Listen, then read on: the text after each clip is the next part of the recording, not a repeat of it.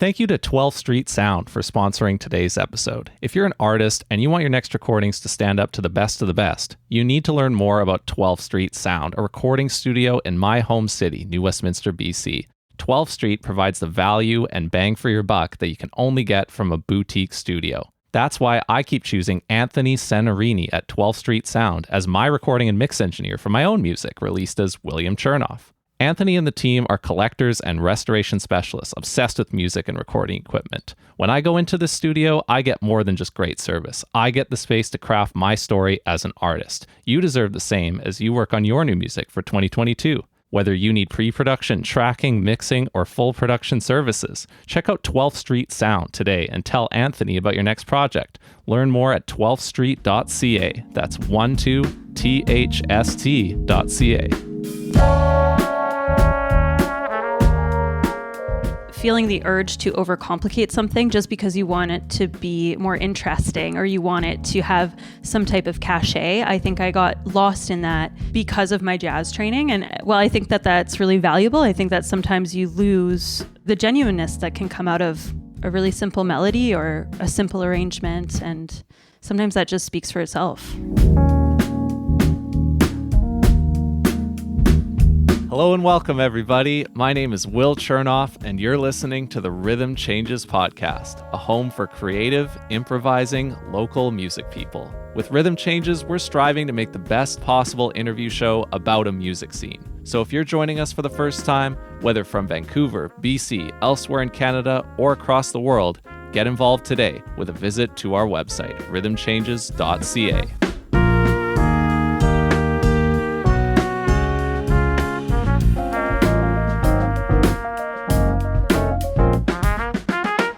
Our guest today released her first solo EP, Adult Skin, under the name LxTox on January 19th, 2022. You can find her on Instagram at lx.tox and find her music on streaming platforms as LxTox. So please welcome to the Rhythm Changes podcast, Alex Scott. Hello. How are you? I'm great. How are you? Good, good. I'm glad we were able to stay a little bit cozier as we roll out of the winter recording sessions here for the show. I know. Yeah, I'm glad I didn't get stranded on the bus over to your studio.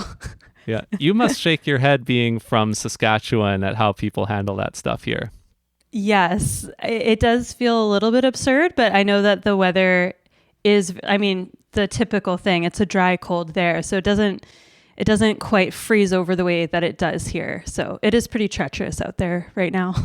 I want to ask about how you wrote the 4 songs that ended up on this EP. I understand that you write a lot of these songs with you sitting at the piano and singing, and that does carry through into how they end up sounding on the final masters. But for example, on Meet Me Downtown, you do have a guitar that comes in as well. Mm-hmm. So I know this is a collaboration between you and Josh Eastman, who is a producer at a place called Helm Studios here. And I know that you two played all the instruments that you end up hearing on this. So do you play guitar as well, or is it all piano for you in the writing and laying it down? So in that batch of songs, I wrote all of it on the piano. It's kind of a toss-up, what I'm writing on piano, what I'm writing on guitar. It just happened to be that I was going through a piano phase. And Josh does play guitar, the acoustic guitar in that track. Yeah. So all the tracks have a really consistently moody groove and feeling, I would say. They have a very consistent tempo too that they roll along at. And it almost feels like it's something that would really translate to what you do live. Like I could just imagine you sitting down at a venue live and playing through that whole thing and rendering it really authentically. And I know that you performed a couple months ago at the Second Floor Gastown. So how similar was that to what we hear on your Adult Skin EP now?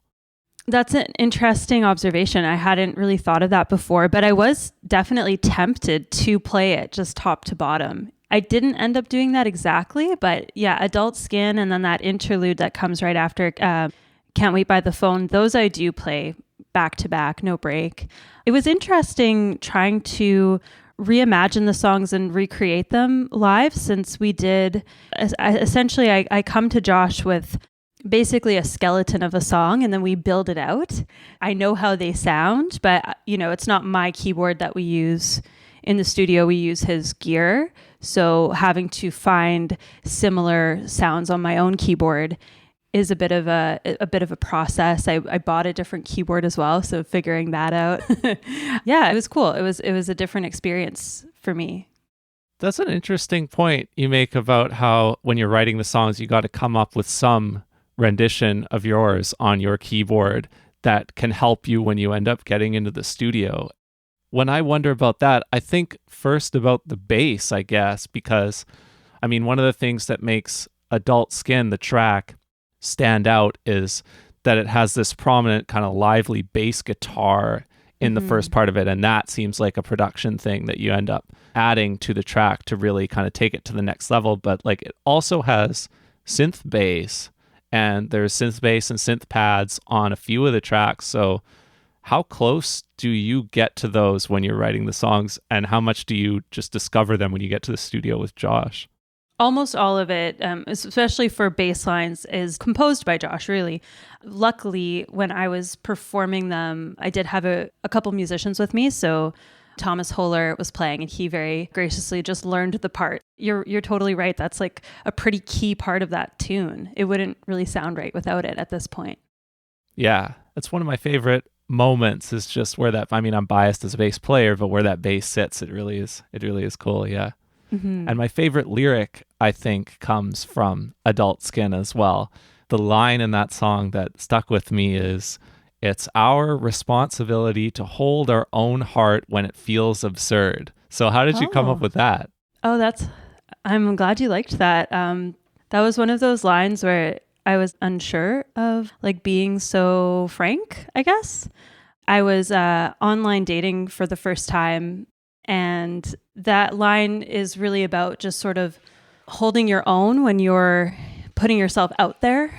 Obviously, it feels very vulnerable to be opening up to new people, particularly during the lockdown in the winter. And so most of the conversations and connections that I was having were all online, on my phone, talking on the phone, texting.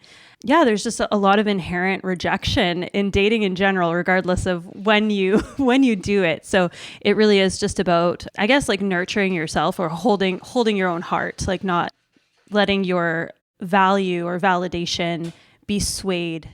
Yeah, it's a super relevant line to a lot of things in a lot of situations, because it's one of those great kind of love lyrics that also extends to other pursuits, because like there's a lot of vulnerability just in making and releasing music, for example, right? So and much. It translates there too. Totally, yeah. Like performing is that, Yeah. I'm curious now that you mentioned performing, about what your standout memories and experiences are from the last however many years, wherever you want to draw the boundaries, and in whichever city, in the Metro Vancouver area or in Saskatoon or at Selkirk College, where you started out your music journey after high school. Like, as a performer, which experiences have shaped you the most? Yeah, there's been so many iterations of like my identity as a performer. And I feel like one of the standout performance experiences was my grad recital from Selkirk College, because I did perform nearly all original music. I don't remember it super well at this point because I was 18. It was a couple years ago. It was a while ago. But that was kind of my first experience, like really realizing my songs, having a full band, having drums, bass, backup singers. So that I think was pretty pivotal. I guess fast forwarding, I was in a band in Saskatoon called the Northern Light. My friend Rory and I were kind of the front people. Rory played guitar and sang. I played keys, synth, or guitar and sang. We had a drummer, we had a bass player, we had another singer, we had a trumpet player. We started performing really at open mic nights at this well-loved but no longer in existence bar called Lydia's. Everyone loved Lydia's. Everyone went to Lydia's. Performing there was great. Performing at Vangelis, which is now called Black Cat, I think. The main street where there's like a lot of venues is called Broadway. There's kind of three main places, Amigos, which is just a mainstay. And I know that Valor mentioned Amigos. Totally. And then the other one, which I knew as the Basement, and then the Roxy, and then the Fez. It's all the same place. It just like the names change. You could just walk along Broadway and go to any of the 3 or 4 places. Oh, there's also the Yard, and there would be live music. It was really fun. Even though it's like really small community, is super lively. You could play it pretty often, and usually there's like guaranteed pay, and yeah, it was a good vibe. Nice. And you recorded a self-titled EP with Northern Light, right? We did, yeah. It was fun. We just did the one release, but yeah, it was a good time. That was sort of my first experience in a studio, like really working on songs. Yeah. And then you would have come to Capilano University's jazz program and to Metro Vancouver maybe around 2014, 15. So those are kind of the haunts that shaped you as a musician in Saskatoon. What have been your places since you got here? Yeah, that was one thing that I found to be kind of surprising about moving to Vancouver was I kind of expected it to feel like a big Saskatoon in a way. Yeah. Like not exactly, I guess I wasn't, but I expected there to be more of those sort of mid-sized venues that were relatively easy to play at and that like hosted a lot of local bands and had guaranteed pay and all that. And I found that to be harder to find in Vancouver, especially for groups that are just starting out. It's a lot more like event spaces that you rent out and you pay for and you have to do all of the promotion for and get people to come out, which is a lot more work for the artist. Yeah. We played at the Gold Saucer quite a few times. The Toast, Redgate Society. Yeah, smaller places like that. So you're wondering like, yeah, where are all those kind of places, right? Yeah. Just like those kind of local bars that have relatively built-in audiences that bring in, like the only one I can really think of off the top is Guilt & Co. that hosts like smaller to mid-size local groups. There's probably many more and I just need to get out more. Well, we got to get you on stage at Guilt & Co. too. Yeah, that would be fun. Yeah. And Guilt & Co. also welcomes plenty of things that are in the jazz sphere too. Like you don't have to just play R&B pop to play there, even though that's what seems to roll, right? They're pretty open-minded about genre, rock and fusion and stuff like that can all work there too. Hopefully 2022 will be a year when we get to try some new things in that space. That's for sure. I hope so. Yeah. I noticed in Fragile on the EP, that song has quite a decent bit of jazz in the harmony. It's got some adventurous chords. Some flat nines in there. That's right. Yeah. Yeah, you're not afraid to throw that in, and I appreciated that. Yeah, I feel like my jazz harmony comes out more when I'm playing piano for sure, because I'm a little bit more, I'm definitely not a technical player on guitar at all. Mostly self-taught, but with piano, I do have more awareness of the harmony that I'm using and more interesting, chord tones and whatnot. Yeah. Yeah. Did you and Josh make an effort to like put in a lot of really great, like super low sounds? Cause like some of the tracks have like a lot of sub bass, more than I was expecting for sure. I thought that was another cool thing. That's definitely Josh. Yeah. Yeah. That's interesting. Yeah. That's a good kind of production style thing that I can pick up from him. Yeah. Yeah, in terms of the arrangements and the instrumentation, Josh, he was the main composer in that regard. And then I know just before we went on air here that you are still working on the music that's coming up next for you. So is that the same working relationship or is this a different project? Yeah, so Josh and I are working on another new single. It was a tune that I wrote late September. We did a session, I think it was in November at some point, and then we had my friend Andrew Wilson come in and play drums. He was the drummer for Fake Cascade. So yeah, that was great. It was super fun. We got a lot done, so I think I'll be ready to release that sooner rather than later. I can't say any date. And I also do have another forthcoming EP with Thomas Holler. And one of the tunes, Closeness, was picked up by the Mix by Mail project that was put on by Mary Jane Hi-Fi, local producers. They remixed the song. We redid the vocals, and then they mixed, and Elisa from CPS did the mastering on that track. Yeah. Yeah, I miss Andrew. He's a good drummer. He's a good guy. I remember him from the CAP community. Yeah, he's great. It was so cool to have him come in. We didn't plan it at all. We were trying to decide if we were going to do live drums or do program drums. Decided on live, and then Josh was like plotting out some ideas. He was like, oh, I wonder if Jamie's around, and Jamie's in Palm Springs. But then I was like, oh, maybe I'll just text Andrew. I knew he wasn't working yet, so he starts teaching tomorrow, and he just like happened to be free and decided to like brave the weather and drive from North Van to Josh's studio. And yeah, it was great. He sounded awesome. Yeah. Oh, I can't wait to hear it. I'm really excited to share it. It's a little bit of a departure from Adult Skin in that there are more live instruments. Like there's live bass, live drums, live guitar.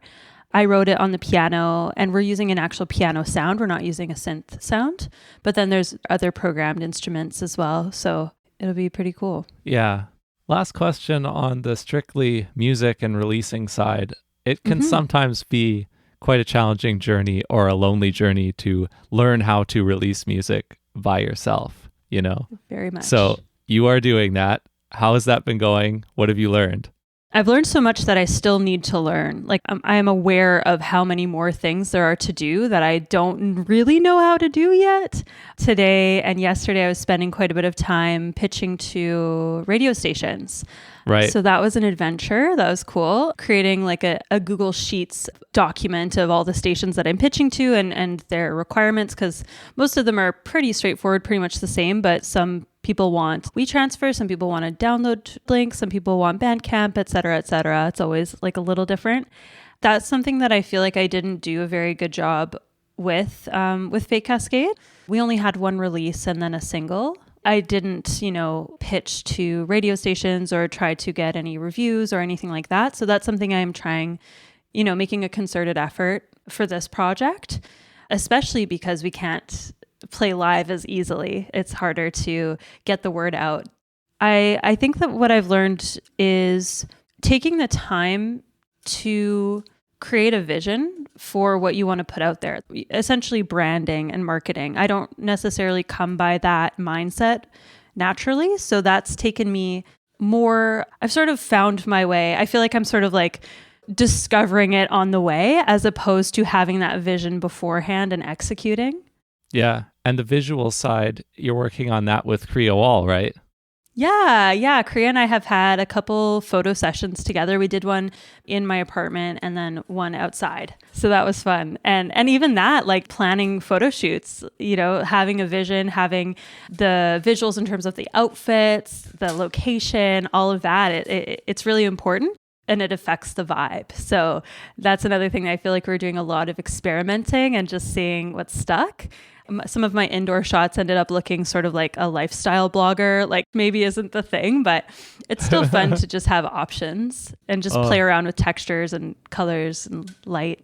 I love that you brought that up about the kitchen vibes, because I know that you yourself have dabbled in blogging in the past. And I know that actually we're both vegans, which is a fun connection. And that I think we both became vegan in the same year even, because I did in the fall of 2016. Yeah, I was, I've got two older sisters. They're half sisters, so we've got quite a big age gap. And they were vegetarian all throughout their teenagehood. And so from when I was like a little kid. And so I've always been sort of like aware of vegetarianism and veganism and like had tofu and soy milk and stuff from a very young age. So I think I was sort of primed.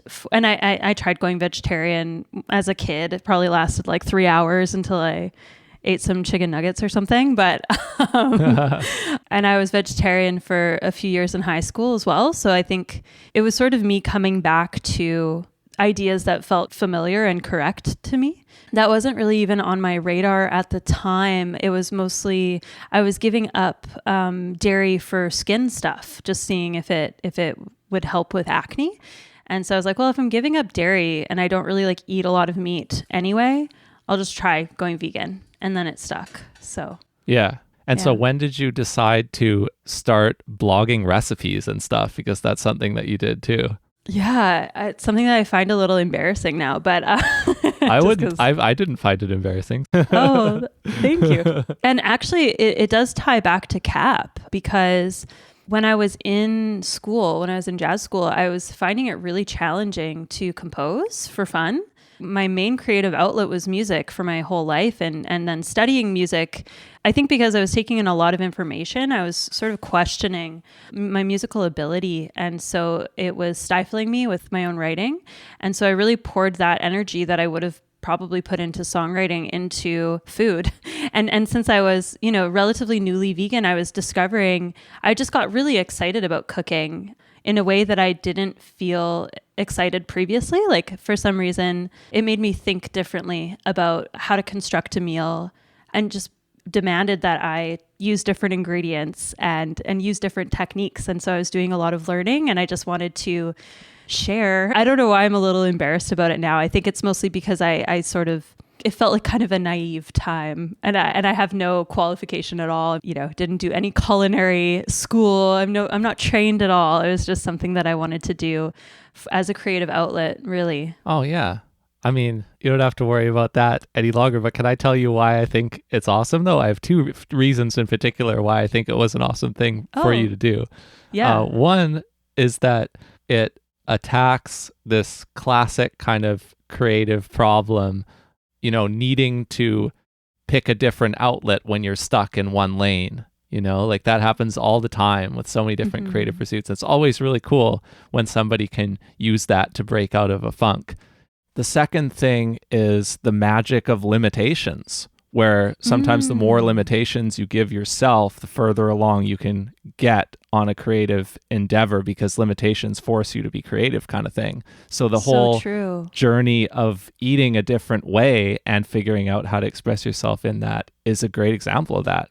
100%. Yeah. And I think, and that was sort of the crux of having to think about food in a different way. Not that I necessarily ate in this fashion when I was eating meat, but a lot of typical Western meals are like separate components. Obviously, you put them together, but like meat, carb, vegetable. Going vegan, it's not a very exciting way to eat if you just try to eat that way, but vegan. It's a lot of like fake meats and then, the sides, but that's not really a sustainable way to feel nourished when you are taking out meat. So I was experimenting with just a lot of different cuisines that weren't those separate components. They were bowls and East Asian dishes, or quinoa bowls and soups and stews and things that were more ingredient heavy but cohesive. Yeah, that is a cool point. And how there's things in many vegan cuisines like legumes that have a combination of all the macronutrients and stuff like that. So it's not as easy to just put them into those separate categories that often show up in a standard American diet or something like that. You're kind of getting a little bit of everything in like every whole food that you eat if you're eating mostly whole foods. And so it makes all these kind of rich combinations.